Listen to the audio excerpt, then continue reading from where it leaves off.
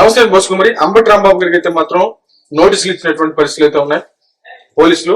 దీనికి సంబంధించి ఏంటంటే వైసీపీ సీనియర్ నేత మాజీ మంత్రి అంబటి రాంబాబుకు భిక్షాకు తగిలింది. సత్తెనపల్లి గ్రామ పోలీసులు ఆయనకు నోటీసులు జారీ చేశారు. వైసీపీ నేత మాజీ సీఎం వైఎస్ జగన్ గత నెల 18 పల్నాడు జిల్లా రెంటపాలెం పర్యటన సమయంలో అంబటి రాంబాబు నిబంధనలు ఉల్లంఘించారన్నటువంటి ఆరోపణల నేపథ్యంలో ఆయనపై పోలీసులు కేసు నమోదు చేశారు. ఈ క్రమంలో ఈ నెల 21న విచారణకు హాజరు కావాలని నోటీసుల్లో తెలిపారు. ఇక గతంలో కూడా సత్తెనపల్లి పట్టణ పిఎస్ లో అంబటిపై కేసు నమోదు చేసినటువంటి విషయం తెలిసిందే. అంటే గతంలో కూడా సత్తెనపల్లి పట్టణ పిఎస్ లో అంబటిపై కేసు నమోదు చేసినటువంటి విషయం తెలిసిందే. ఇప్పుడు తాజాగా సత్తెనపల్లి గ్రామ పోలీస్ స్టేషన్ లో మరో కేసు ఫైల్ అయింది. మరి ఈ కేసులో మాజీ మంత్రి విడుదల రజనీతో పాటు మాజీ మంత్రులు, మాజీ ఎమ్మెల్యేలతో సహా జిల్లా నేతలు ఉన్నారు.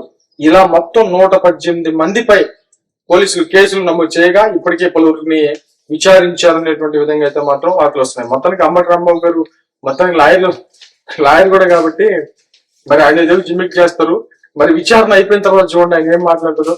ఏముంది నోటీసులు ఇచ్చారు, ఏముంది దాంట్లో నోటీస్ ఇచ్చి వచ్చే సమాధానం చెప్పాము అయిపోయింది కదా, ఇవన్నీ ఏముంది మేము ఎన్ని చూడలేదు అంటే ఈ రెండుకి భయపడిపోతారా, ఈ రెండు చేస్తారా, ఏముంది ఆఫ్టర్ ఆల్ అనేటువంటి విధంగా మాట్లాడతారేమో అనేది నా డౌట్. మరేమో చూడండి.